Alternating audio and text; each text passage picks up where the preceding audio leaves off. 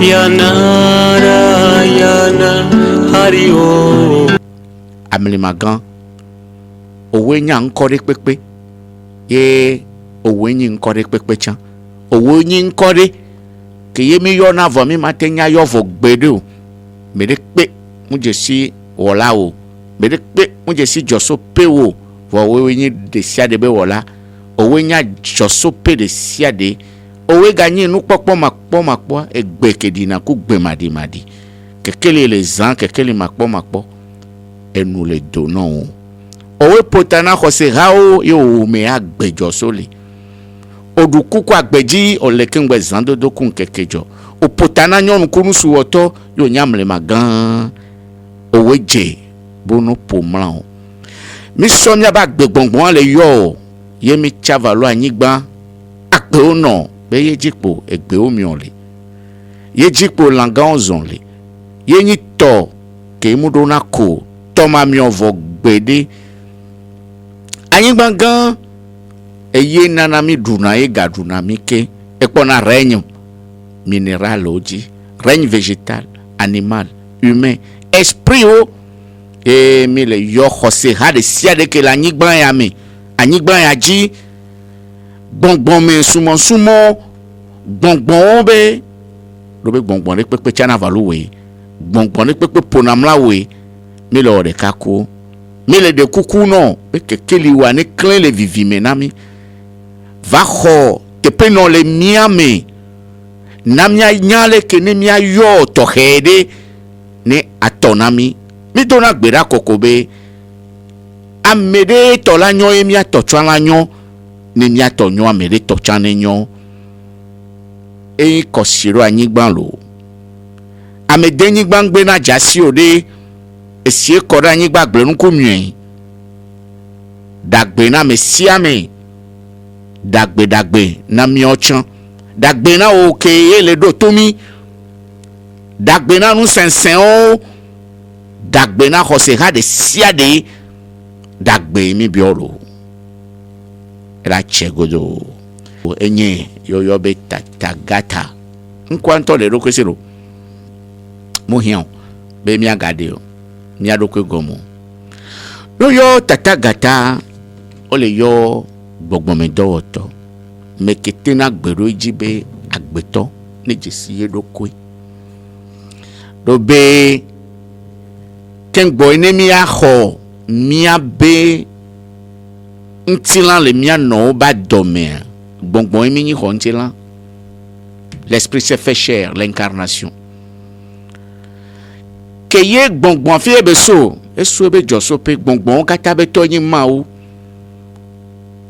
ken le yo a kota be ma wi a awo ho se hade be ma wi a awo amlima gan ye mu le yo nde sia de be josope de kaele vemulo eye po mi mi akata mi joso va dodo de le nti ale gbegbebe ne ja don mi a be bia va gbegbo ya me nde nti be ja mi do examen mi ja va nkeke mi ja va ye nto nyi sia ye nto kenya me no dia me a ye me mi le mi no ba domi ye le po mi aji le kumi e domi be mi va odore la nyigba ya ji me sia me a do da sire le si va no dombe na ve odore ade nya tepe matro ayi nyi be no ande ke o la so do wonu ano o la so energie ano o la so nu sen ano o la so outil ano o la so matériel ano do wonu dollar soisio wetivi popo me go me nyi be wa jesi do wonu e do wonu ke yo so feto mi do wonu wa la teni gbongbon jokwa mi kemi yo na be etaji vodu alo ange gardien kemi brona do wonu wa e la teni nu khova don e beni e la teni nu saint dès que la sio ni gbongbon me nu sende e la teni kade dele le okudo joso pe omi e la teni kekeli reno e no ale dolo do nu kayele asi o ma nous nanake la sioma ngbona kokobe no plein hungandi va omdo nye kukua amekeye ple 2 chevaux et la kobe wanso bagida kala kore lomefia va wa okeye ple wa deni kria comme nye kukua nezo blono dozonea la do pori la goje pon ame efiobe unyi be ko jiopo ye do onwa la si opo a odeje si pa bi o mo la yin be ma wo la we o la wo do 20 o la nye zanzan ne aso yinko no wanti ngbona be ndi o gbona na mi be grass maga no gbona eke ni kaflazi andre do onu okenyi nuna wa o mu hwe wo nana o be do wa de ma wala va we de tepewa a o de ma te we de tepewa de yinti ngbona be la spiritualité bon me be do wo a meto e be nyina me de pe ma te we do nu o de do amede wo ne ro amere nu ade Yesu ke ye drum ye baptiso ga ye nto baptiso ga ye Israel nyonu o le fanvi a o Yesu ye tamno aye wole adome te ve mia ba peto Yesu o nya ke be gbon aga gbon na mia kata mia se ebe o nyonu Jerusalem nyonu o mi mega favire nyanu lo mi favire mi anto mi anu ya mi favire mi apa fie onu opo be vegbe yo do na so gbon ma o nya na mi tam je ma jo vegbe o se a donc o ga gbon le ma o nya won mebe on to droit ti so ga ona zon ye Yesu abe ye yin motala ye yin mola efion be nu kebe le gbon enu e ba gbere nu e wo e ba ti so ga nu ye kebe yin na kukugbe o gbon na mi a egbon ma wu enu vo e be so be lu vo dasina mekenemu duro e ba ti so ga wa ma te npo grâce bénédiction to vo na grâce yinti odola ogbongbon me be do ogbe olon olawe nu de gale e agbegbo ya mele sigbo mi ya pardon mi yo kan do wa nu o kan yin gba wa na be dolo yo la da ke ngbo la va ko 3000 francs le fie o mu we wa de o la va ko fentuma o mu we wa de o la va ko fentuma le do gba se bene do fentun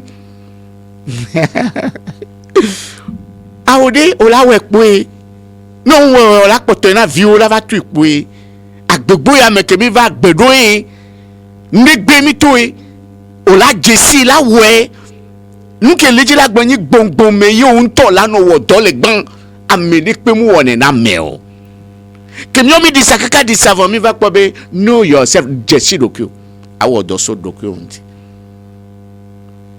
donc me de la nani fi fila gbe ah e vinyo mi va kuplam lo mu yi kaka gbose amede wa ko to egbe fifi ako la gbo a o ti moji ye morgue o va pole ma wa pelo amenu veve me po mi gbona alo me po mi gbona amenu veve yeah nya amenu veve won lo be la gbe nja amenu veve contrat ko ku ma o mi gbon gbedo keye okudo ma o mi gbon alo se o be to mi gbon le feto me kengbo va gbe me mu po su e kuko la kwa e yale no nto mu onyo do la kukaba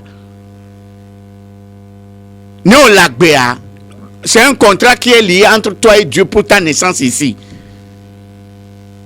muni be o la gbe poga yintia amenu veve yo tamunyo mu dogbe rachon ne etobe onanyi po foga chan allo enu ke ogban be la grâce c'est ce que tu n'as pas mérité que tu as Dieu n'est pas injuste ma won pona me ben kume ma o munya gbetode sokpo dade le to da he popo ye belona me be nyagbo wa me ni et ben là tout na me dabe toi tu as la grâce mon no gala ni gato ao ni gbemea ni nu nyona wa tamu nyona o keji obe prometo wa o wero de o subo nde yo le ni domele me onyi na domele nu nyoeme yo nyi na domele nu voeme karma amunyi karma barako benyino me de pepe ke la ni gbongbon me do woto me de pepe la ko nu nanare be la no wa nu pe kakeko la pa hodo me ni a hosude me be sitele yeba me de wo nyoe me de tourner. Il y a toujours une cause pour votre malheur, il y a toujours une cause pour votre bonheur. Donc le hasard n'existe pas. Ne tobe mi le gbenamo bongada nko loto suporo bemi ni gbogbo ma me Islam changbe edupocho religion ne pepegbe yenya nke nti olo va mo bena dane alo ame subon dane o ne mable o church torchon dane yo gbembo ngade wa de gombe hasard n'existe pas. Mais les camots na grâce gomenama c'est comme il plaît à Dieu de te bénir. Il lui plaît de vous dire ce qu'il veut. Nous on weni mama la medome.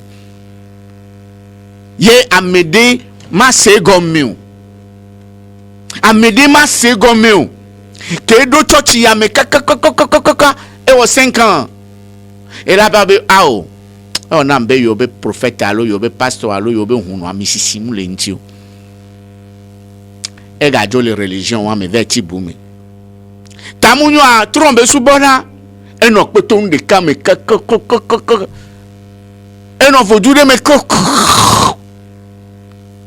tamunyo va le dore tamunyo ne va dore ji tamunyo ka flavia va ku alo nu kebele ji la gbe me areda danti la me to ya sui ba amede va tourner be yobe no ma va na va do church ame po na vo ma e ya me yo do na yo vo na la o mu jesi o ke yo gbonya wana yo pase odo wa omu senya ke gomem legbron omu nyanu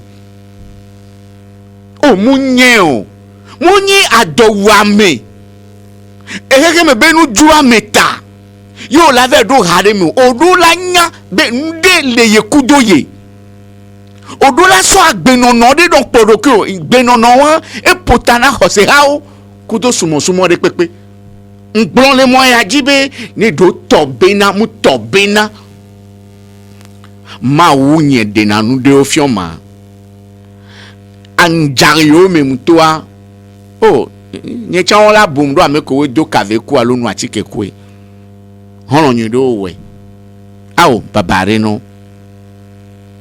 na miakata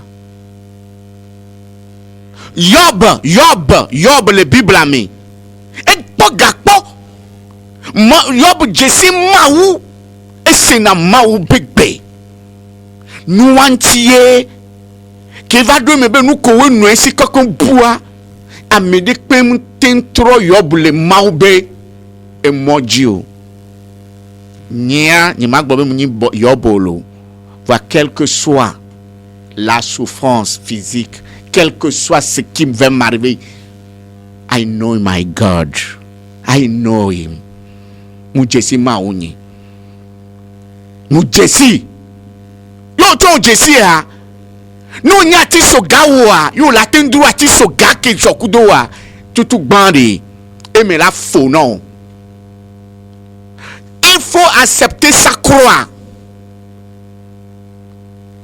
Non, on to jesi ati so gawo ya me reva le zumbe poga alo ye wode kia o la gbon si gbede ke Yesu gbon pepe papa so e ke o la bana o mo nya nu ne wo mo le a mesia me kudo be karma ne master pepe so ma wo me va fia ele gbe ho nti lan po a nya de lesi kengbe be la hadua elelo ta nti be ma de ya gomena a mesia me ye a me ko ke no bonye ye mu fion afodopea mujibe magabrele moya jibe nyemfion ame envie nyemu pona medegbo awo nyema tenso doko nye chanso kwa meu nyema gbele medeto nyema somona medeo egombe no jesi doku wa ya ira me toyo nyi munya dokele wu enu npo le nyona we gbe wa eyo Bible agblɔ nya gbogbotɔ nye nyi pastor lo vɔ eye ŋlɔ da ɖe emi asɔkpɔkpɔ ɖe ŋu ele ŋunɔ me ele trɔ̃subɔla me ele xɔse ha ɖe sia ɖe me mi le dzi ma wa ɖo ŋkɛ ŋuti o ne nu ne nyɔ mi na mi le agbegboa me gbã mi le kpɔe tsɔ mi le se ye ame ɖe kpoe le gblɔ na mi know yourself dzagbagba na kpɔ mawua vodu ke dzɔkuwa ne ƒo drɔe nu ɖe ne to na wo be yele ku o ma vɔn o kokoko la nyɔ nyuie kpoa nyuie kpo be nana vɔe kpoa vɔe kpo be nyana lo egbetoa mpo vi tukui ɖe 90 14 80 42 90 14 80 42 allo 90 29 92 26 ayom le nomba onji kwa la se nu komi ona nyemu le pujuru amede jibe ne vagbonye umru la gblin kengbo la ya mede gboade asenya ka me agbona ajisi ame anyuide anya nu ko le ji kengbo na yegbo nyema tem va fi pa be va o la kponu ya ma onu ya na o nu kengbo na nu le suivre mu hian be ava gbonye chon no gbe segbe were ji ko ade ela nyono ne nyona o nyonam o va o mu va o nam go I am that I am manya manya mengbo ne souvent am no hado me pom ni hado mo hasu agbegbon no gbon ro me amogbo me le po akọ ao o mu yona nusu be sona wala no ago betona l'ego le petit ego là c'est notre nom on yona me buya me butona na me butepe o ntelaton nko wa ego vi wa benyi ni ego wa mule wa mate nyi go gan no mu do bliku wa mate zu ati gan ça c'est le petit ego c'est très important élevé vide egbe a mi jibe bien ponu poso wule TV nti nuko we nyi wule TV a zan mami wata nuka nyi wule TV ke memi kpono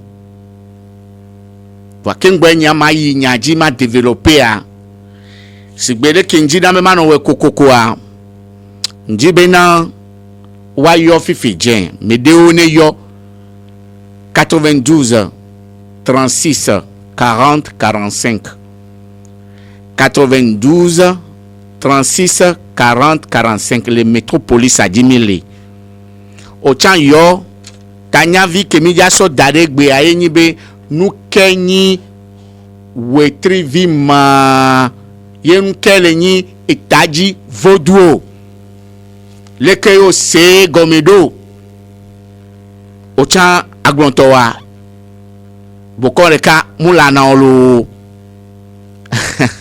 toi matona technicien ya oyone be Alex le ngba be chalavi simple puis ngba ameke muchina jiwa soyez humble et simple nene to blone wa so mami wa tabe hawa gbedigbe kemi le taxo mi sena hawa me wa guinéen et si on mi chavalo e amiga so havana masse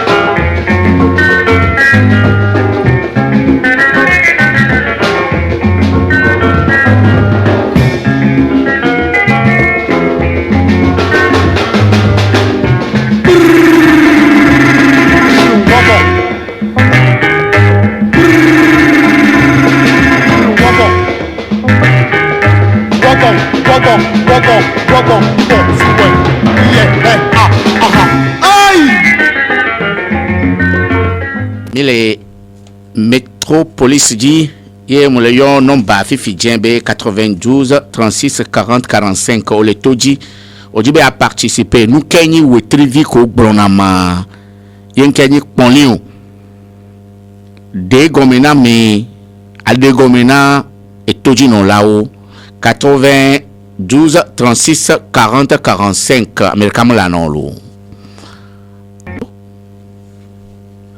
Miano sera. Allô.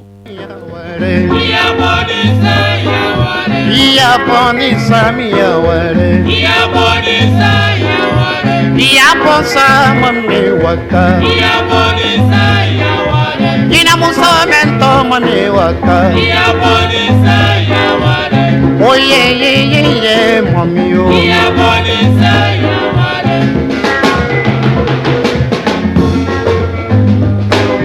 Parati kurulu nara mamadi mana Sofari kurulu nara mamadi maye Parati kurulu nara mamadi mana Amenez les caméras, ils ont l'eau. Allô. Oui, allô? Papa, bonsoir. Bonsoir. Et vous les dodiro. Maui. Maman d'Akpenore et Dawata. Akpe. Nous n'y a que fou. Il n'y a que fou, maman d'Akpenore. Akpe, kaka. Il y a un ami tout Ayon. Ichan le toji. Akpe lo doji, we tourne no boko. Merci beaucoup. Akpe no chan. Yo. 92 36 40 45. Nkenyi pon lima. Nukele ni we trivio. Taji vodo enye ko. Au demde gomena mila. Si a huno le toji bokon fadao. Vous me poton to chan le toji. Bokon le kamula no. Mais les métropolis, il y a un céramien, il y a un va.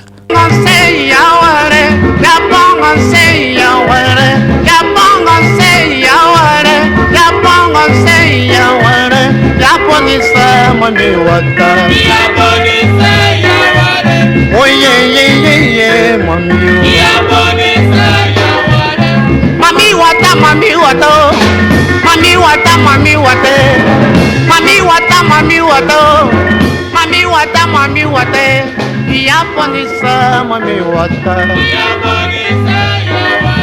Oye mami. 92 36 40 45. Il y a encore 2, 3, 4 minutes à passer ensemble ici. Mais Tanya Eni Benare, nous kenyi Ponlima, nous kenyi Taji Vodouma, nous kenyi Wetrivi me Pokbo de Kolate de Gomenamio.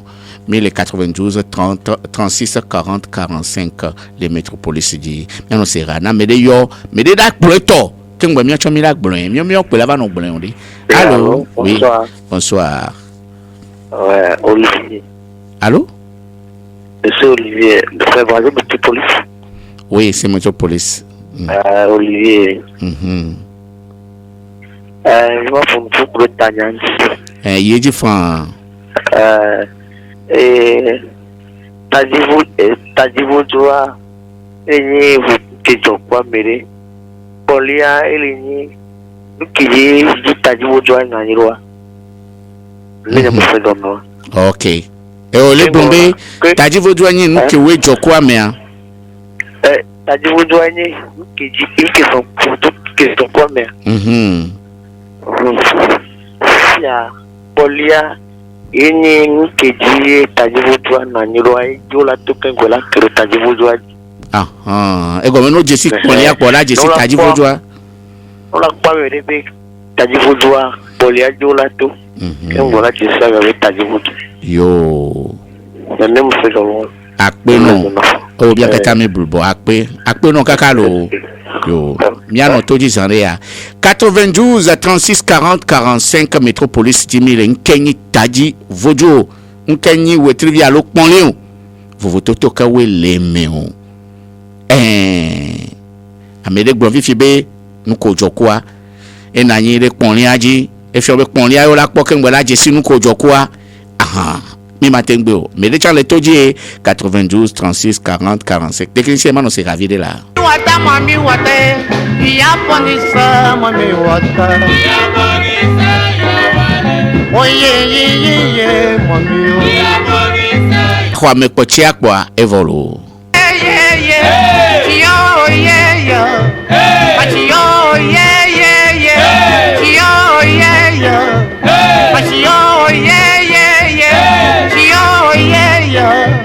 Iaponisa mami wata.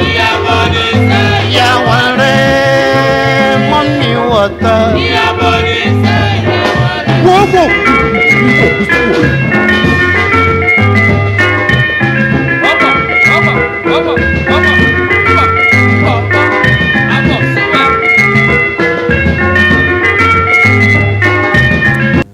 92 36 40 45 Mami Wata yo mia totero fiaji akpe na amedeo petamnyo wa umjibe yaponupo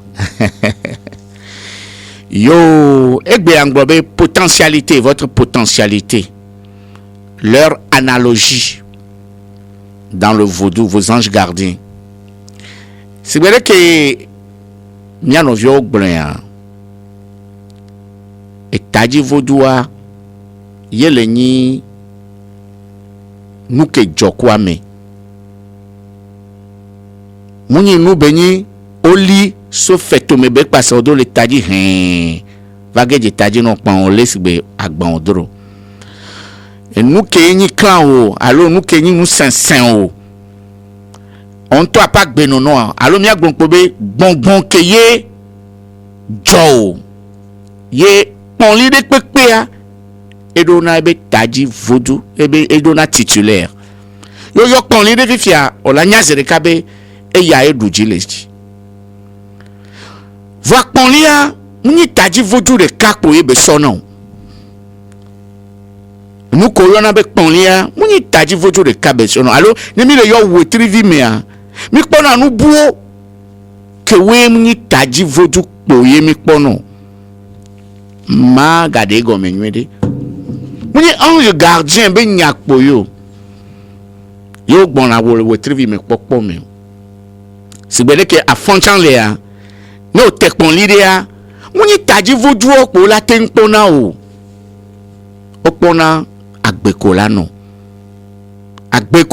a ekuro anja alo vodua esprit a be nono meke be nona yeko chon lano efiambo odola di etaji voduo lebe agbenono kudo se dodoro mi o mate subo ndeke yo mu di nua o ola nonene be nono mi kalji be toji nono lese kele gblonbena muni taji vodu poa no te wetri vide alo wetri vide ji me o josua alo ponli de otea ponli la pon puso e toho e no e no ho me no kengbe la pon puso e taji vodu oji joto le wetri vi me popo me mi poni vi fiade taji vodu ade nene no na mesima mais qu'elle a ten blond taji vodu alo anja nene non na monsieur limite non esia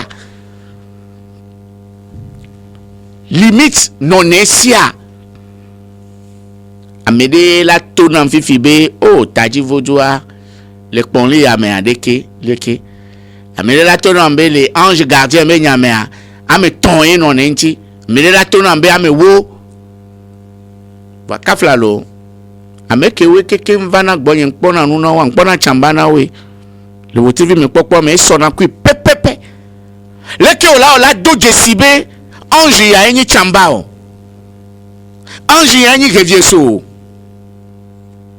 kafrazi andre kengbe matono be ange ya enyi gevieso a enyi tatagata doemo na enyi be nukele wo wa ma gbreno kengbeno vo e matono be na de eya ejoku eya ya etoko me bele no eyaya no ho me bele no osuna gbonzan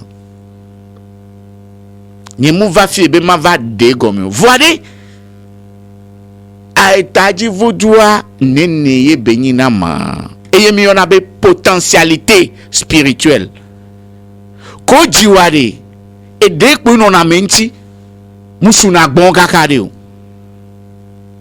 voade o ji o pa gbogbo jiro ki we fiombe que on va gbegbo ya me agbenono o nu popo o me nu nyanya o me egbenya dodora me le o le pomla hekia ku de be nu sensen o do a amega signal le gbongbon me ale gbegbebe miwuna kan entia moro gbona be yeku maou yo so celui qui m'a vu a vu le père et celui qui a vu le père m'a vu et fiombe le terrain voilà le père a limite les siens et on tient nyawe miabre Dieu n'a pas de limite.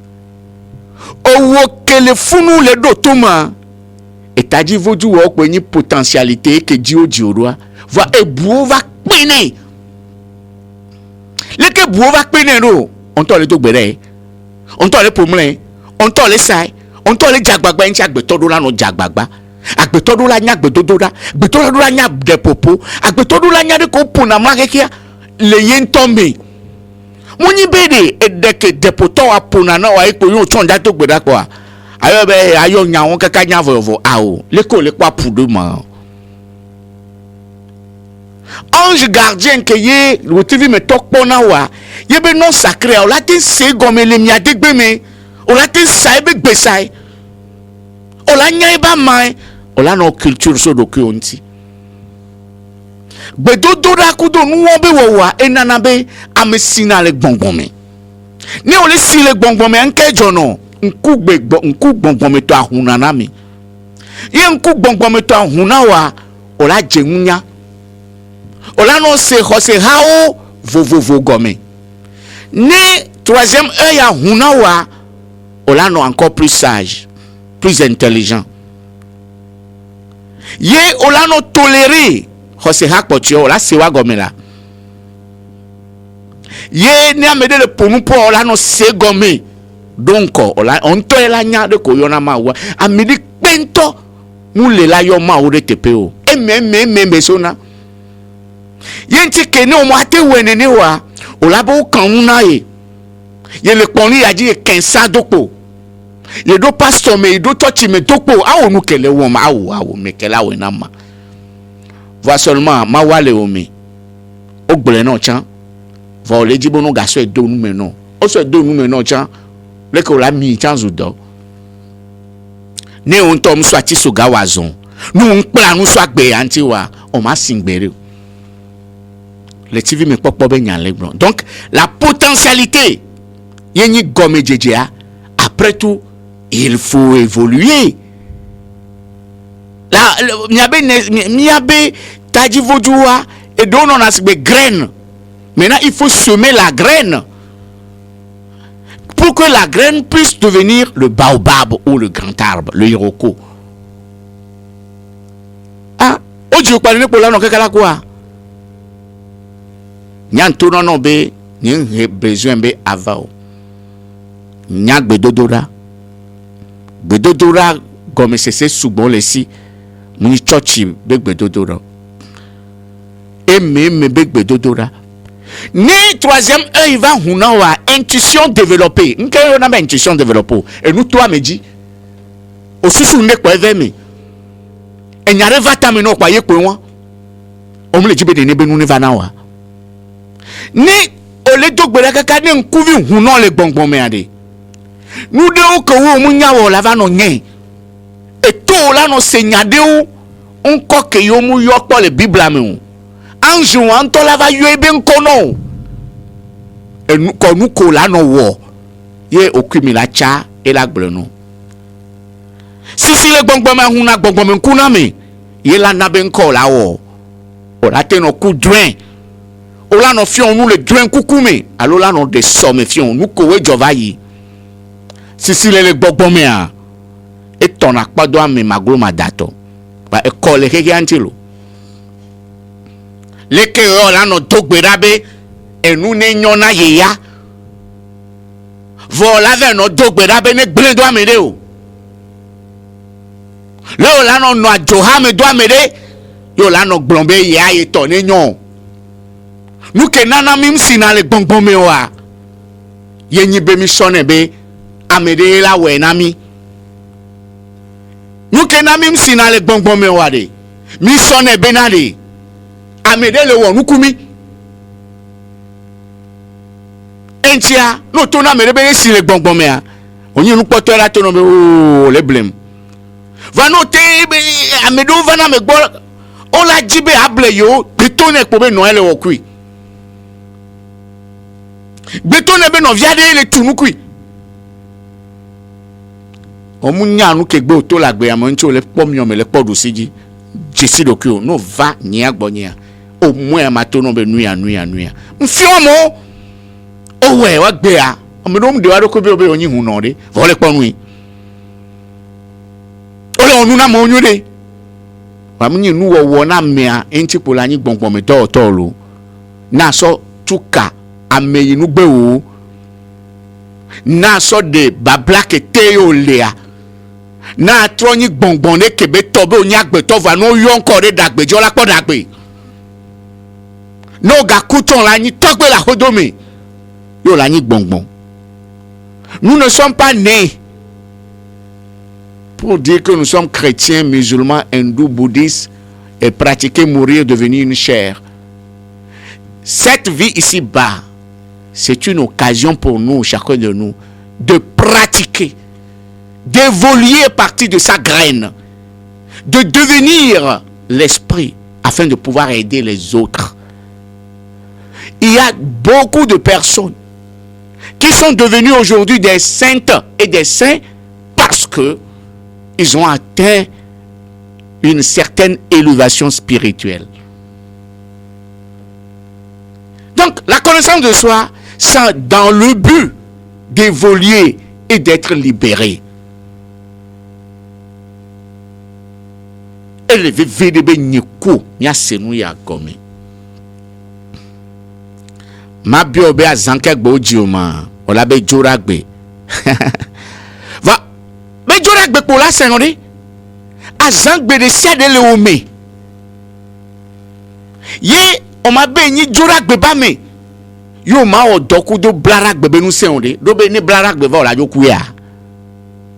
Nous sommes tous ensemble. Nous sommes chacun de nous. Amesiame, eni ndokusu.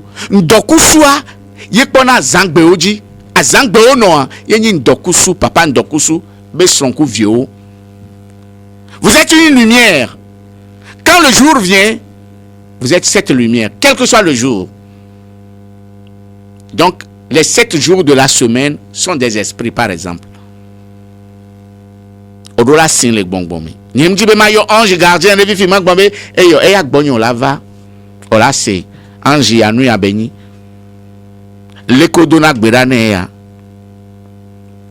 Ne mana exemple le cas so yi mami watabe nyajia. Ne mo vakpo mongbombe mami jokum.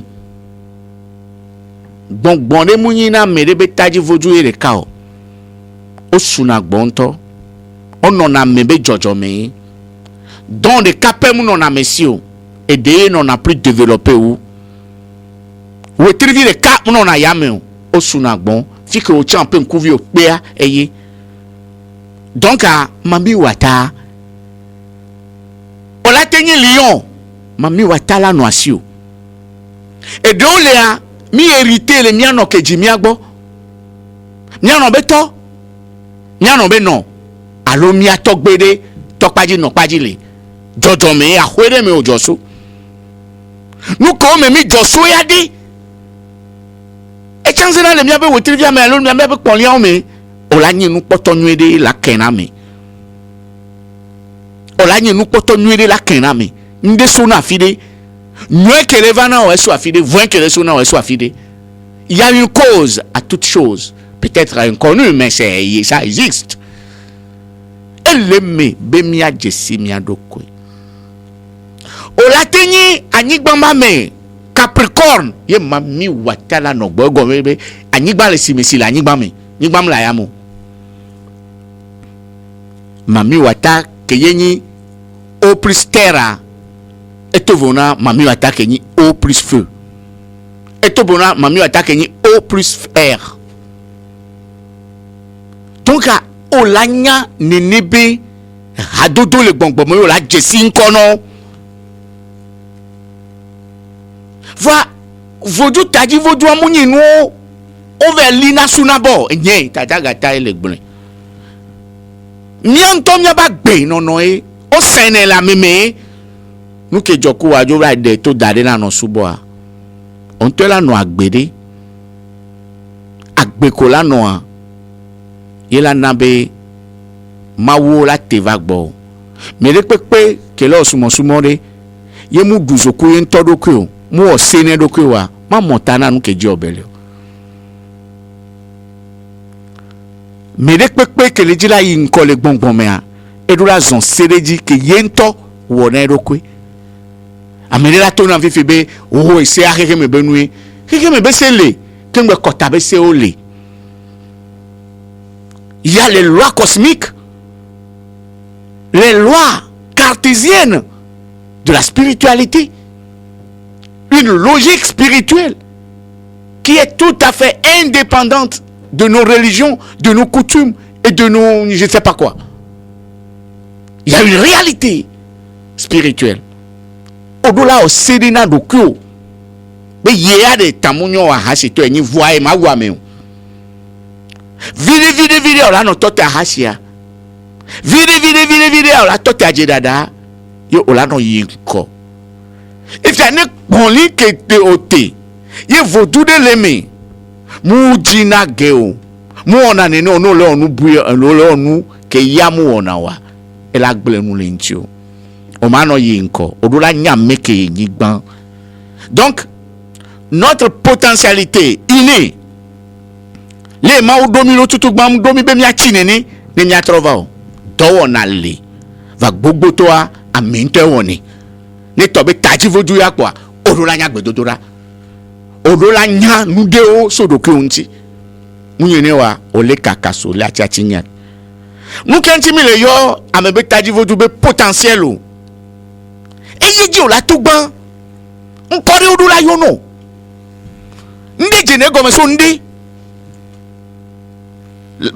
kaflo ja tu asan vo mo to fondation o mnya ni banque di o ja tu ahwe wale o be ra nyona ya école rianti ni so mi pomposo gunti en yo gun egu subalo ezoro le on klena mi pona kunkolo zozoro le am jona so zomi o lo vivitien de na zozoro otolo e won keke gun lo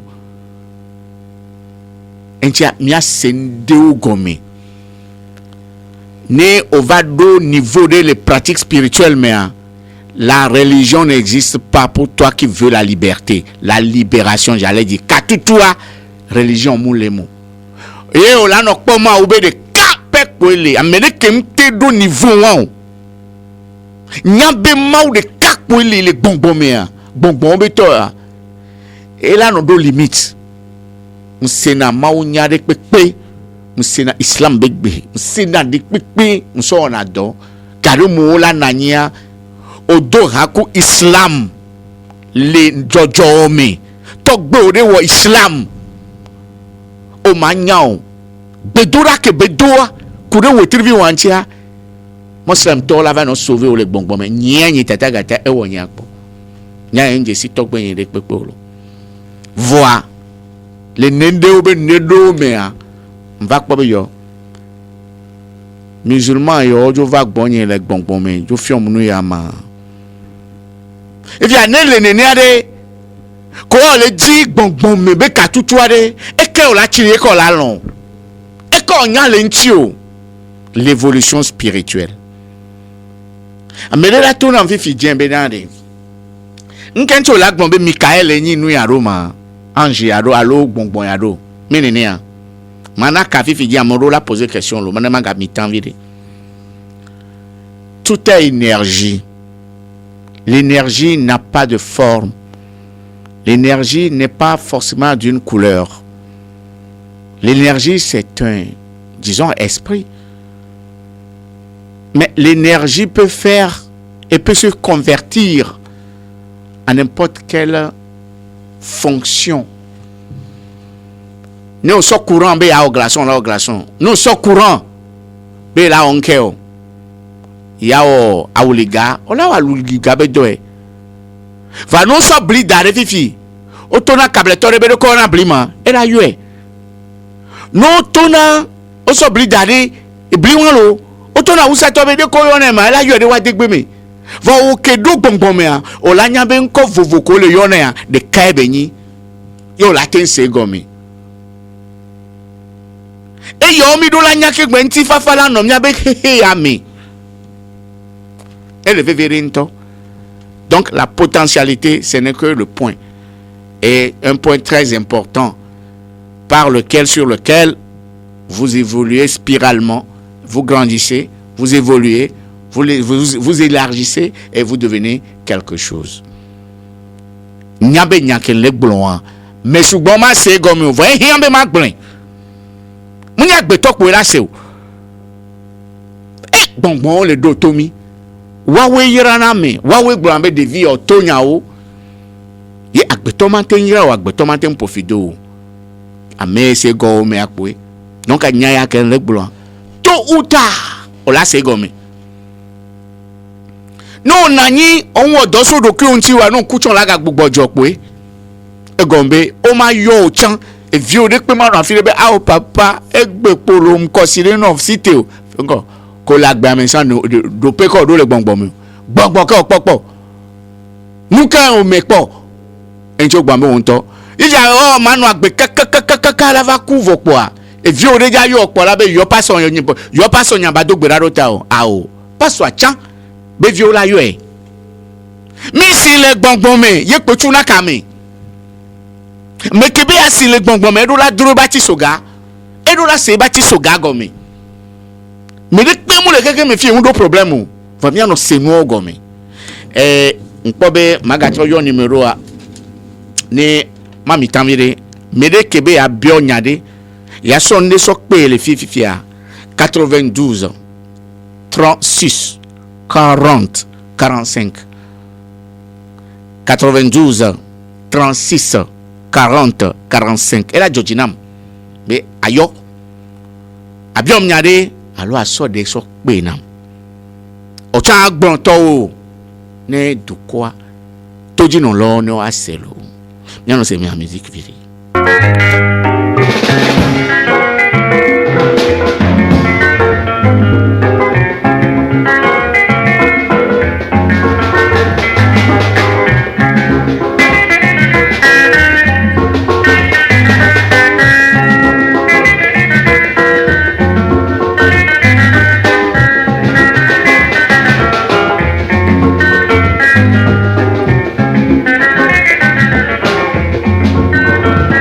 Allô? Allô? Oui, allô? Bonsoir. Bonsoir. Je n'aime beaucoup quoi, je n'aime rien. Le so cuenta de mal da peno de doke Julia. Akbe no Wani chan. da simeno. Akbe. Eva me no bebe ane badidi. Akbe no chan. Nswato. Yo. Akbe. Eto gbera no yelo noto. Kemla ele dalo. Vraiment baba oblonya dia e touché vide. Enyo. Nyemnya be numero ya lo le ko alo Radio abe numero e adopo mi yo benade. Leko senyaro o chanso de pelo. Eke maso pe yin benade. Tema pe bena ni oluwe. Oluite kaka eto me do ade le ko lawero. Olute le nono me kemio. No gbe ponde no gbe na ma ni va me kwa amara leke kujo. Enyo akbe. Okay, zanena. Yo. America le camera. Enyo mi akbe. Allô? Bonsoir, Togwe. Bonsoir lo. Togwe no yiro. Yo. Yo. Ila bio babiade. O bia fa. Ila nyeri ni bena. Kengwa sen se sendiade. Esko yin bena olora yo afi itiwa. Anya ila fokeju le akengwa ono media. Nyim se nyanyero. Kengwa yi olora zoya forijiade. Esko yin do olora yo esewu. Kengwa ade aforia. If making boy of the on Sunday and Sunday Cooper. Explain hearing me, I'm a bit talking where. Enyo, muse mado nchino. Yo, bien coupé vile ne mado nyanchino. Yo, mpebe amo muse no gomo voa ogbona ole moaji. Etaji vodu amunyi nu Sunday ola ho. Etaji vodu be nyami gbonengbe. Voa agbetono na agbe me fi afono na si vo edo la prekeke. Efiombe asonde pedokio. Ne vodu de juro. Okpo la fide no jibe akhoa efiombe enyo edonsin ve do vodu akpo ve podene alo ve do gbelegbo no po evoa aka fan po be alokeji eno alo ayi we tv mi togbo be na vodu ya soku ye be jojo me ma ate ko fan o te ve yo se o fan e ya munyi amebe jojo me benu ke gbon mi le ayi won va mgwenchi no e mia no ale gbon be ne o lutter kaka gbon nya fi ke be lutter le voir e be sigbe ne ponde ye gbon na medea ame ajo va le ken mia no ale monyu ereji opo agaro mo wa mia nto kele fi enye vodua ne mi ni ma wa mi ni vodua no nto ye ni ma wa on to ke ni vodua ne mfion de kola no dogbeda do le a omaga subo mawo sigbede ke mia me kpocho mi prier na mawo vanyi matin gbulon le fio va no le dogbeda kaka va do gade me a onto o mateni mawo gan lo vola do pede le gbongbon me ale gbegbebe enu ko pola lo me amenyi o la ve to ene o vola jerero a ya o mi le dume fia ndo le mi pona va mi ma gbon va do po mi la jerero e ya isun gbogbo me benya okpea muni kokoko la ve to ene o ye npo fifi nu de le ja jore juwa mo le dogbere na me siame ni chama tro dogbere bi yo ame ya jakuma mi fulita la mi menjo la ve to mo jakulo no won de ko ya wa ma wenyi gan va no le si le gbongbon me a ni nde ja jore prometo odeji ame veve odeji ame de kenyi dumeto e dufio alo de ke o la nya donc a mebe jojo mebe nous sen etovona nous sen ko ja hova parce que nous sen ko ja hova la te va si nous sen lo va no mo le dogbede wa o la hovodu ye vodu la va duji o la ho mero enyawa mi la senyere vodu la va duji o no le yo gbongbon va zendo e va le zendo nya be yo la ta anta foe de kukuma no ma no tunukui amele ga le ka mi akho hello Mama e trova. Io sotto 3 Inyaji fon. Ndena de. Tigbe pume benya benyi o le glolo. Ngwanyare atasimiria enu abare jore je vale ke kudo. Nyako toni o. Ntone bene munya o abe swaja ho ebe kesi na nwesi. Eye mpengbole ne a effectivement va me ajo va le ke kudun ti be nye po fijo enini mudo nyanchi o mu se gome so mu hia ba ke toni o mu hia doko la dogbera rota okay sia apra yin to ma ba gbo no ja pa na mi mero mane nji ba gbe to de sia de ninu of dos gbe ko le wo ni enyon to apelo ne wa effectivement ale tv va mu se gome no ga no dogbera rota en la ke kwa bia edu na mesame ok. C'est yo akpe. 93 36 40 45 80 93 92 36 40 45 America le kame. Miakwe. Allô? Oui, allô. Oui.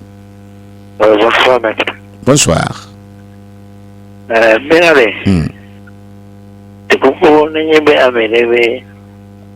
Ipo no se ta jibo chulijo for we no la ho ne ora ora hafatu ila ta jibo juare ere si vi la hafatu be embe ora ta jibo malu no mbuli wati okewe ta jibo tu ati tisiwa adio nga omjibe ya hovoju ya allo mbe allo omjibe ya hovoju ya mni be njima hovoju enyo made gomeno akpe akpe tutu gbonde nuke la mesia yo nana nu oso nana me no yi boko gboa yenyare ke bokon la te pota jivoju wa nimna wa fan ne bokon le toja ne tonam ne yo fan me le fi à 92 36 40 45 nyemunyade ke bokon la te so tajivoju o a defion a gbeno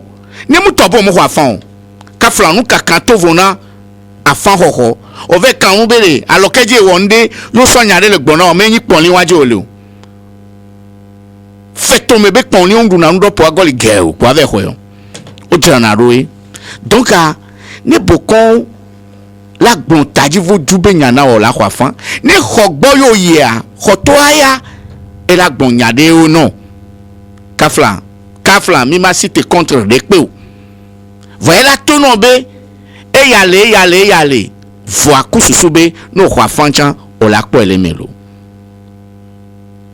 va gado mea ela ten veme be o kwa fan vo mle po taji vo ju wa e chanyi nyabumi la vagbon c'est à voa on tocha non medele ko la te po e taji vo du o ke yo mu kwa fan mi wo trivi me po togbo ne o la te nya gbedodora le o la te no pomla heke akujo menu senseondo yene donne la si o la po noa nu ke joku wala yu ebe nko non lo e chan le ona 92 36 40 45 ni le métropolis tatagata et le ponumpo 92 36 40 45 et tadi voodoo yeni potentialité vous va dona gare me o maga e nu ko we joku nto maga no zenku nous de la no zeno vifin me la no ponumpo no de vieux tadi voodoo zenana kon o la no po esprit la no ponumpo la no valon me no la no de wado ku fion ka vando pere kwa ngavana ko nene ke nyo nya gbeto ye ke yo desi tadi voodoo o sana vo wona ni ke lawo o do la gbero nya nko lawo puna mo no na seji na e la va do gare me ko pona o la bu ye bu o la no po allo mzana joare to bizi pe mi suna bole mi on to mi agbore a home wa mtrive nga go fifie wo vide mi mag blen le fi olo eyen timbe no wan na mi mero okpobede allo okupe mado nya wanchi no ma gbon to gbizi pe ano ma gbole be nya no ago na ju ko allo to gbizi pe a munya zikpe akudo nu ko yo na le funu ape yin to gbizi pe o no gbenyi edume henenu tokwa hunle na me onde ne ko na gbo humle na me mana kpore nu de nyin to vinyi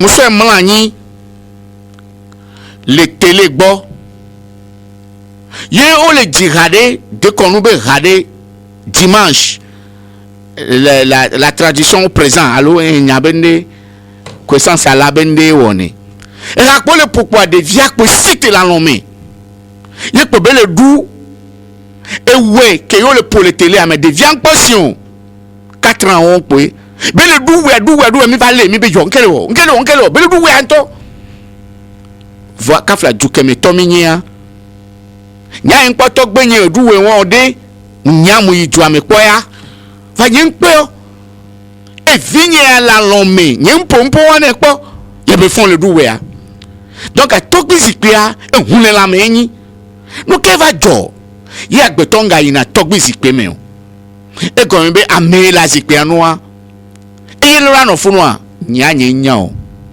ke la zikpia noa de mi le jo dim le to radio oji na church vovovo mi le jo na paso mi le jo na mo va zikpe nu no la avovuvule aline zingi gbaletane mi va jona jimu no da jankumia mi la avec blen le church be kafla mo le zunolo mi la avec blen le church be yeso agbo yi ode agbo apobe ko va gako mi jona jim ko mi jona u agbo bega mi tonya olo eve ko nyi be togbi zipenu no la cha e la va te tro ngota de goufa ye egbema no dule pomemea no yi togbi zikpe agba mo rien togbi zikpe an to ben ko gome nyi be là où une personne, 2 personnes, 3 personnes sont regroupées à mon nom, je suis parmi eux. Or, Dieu vous a regroupé dans votre famille selon votre lignée ancestrale. Et c'est votre togbizikpi. Il y a l'église physique, il y a l'église spirituelle. Togbizikpi physique et togbizikpi spirituelle. Bon, allez, ngachriolo. No fonde won tepe blonyanyo de wa bagbeji Moukan, au Togbe, au ton de JDD, Nyakatami les hommes, l'eau, au Trabanyama. 92 36 40 45. Amérique à l'écamé, un peu 5 minutes à bloquer. Moudakpe, na wo toyato. Miano toji, mayo numéro nyanami. Va, ndive ma pour nous kuire, kure, tobizikpe, benyakeye, nya dada glam, doa kpene. Mou les deux nous c'est, et on donne si Amérique pepe, be pomea.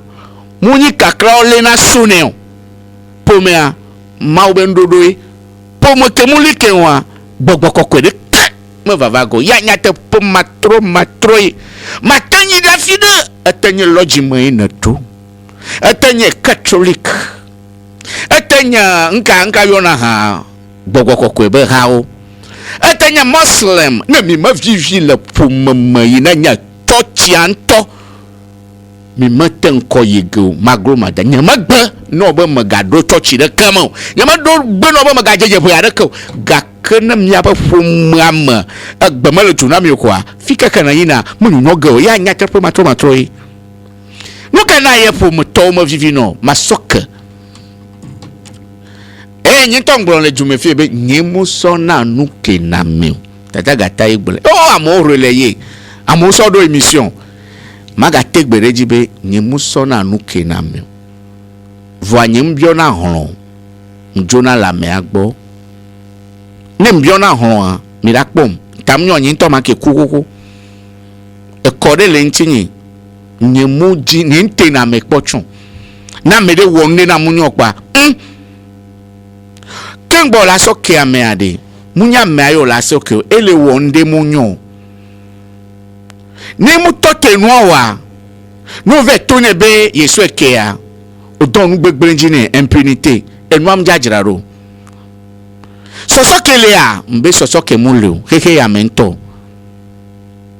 ni sosokele a de mawu zomavoma nanyo mila wedo de la aji viva so mema kaflazi andre efiobe a meke zomavoma mutote yebe nouveau a créé yebe zomavo nyente so do ko do zomavo ami mitri nouveau e mi akwa gbe nouveau ame church po la gbe na olo ni soso kele are politique ebe no jona jinami maso do politique me vire egbe atogo ya manu reko zene ne mi o réconciliation de togo fio esfiombe mi ona achiji amedele wonde la modome nyemu yu Amérique pepe benko nyemate yu Amérique pepe chambenko nyemu susu Amérique pepe chon entre les deux amedi mou le tonyao yena be milano réconciliation 1 2 3 4 kaka éternité nous que les joie les joie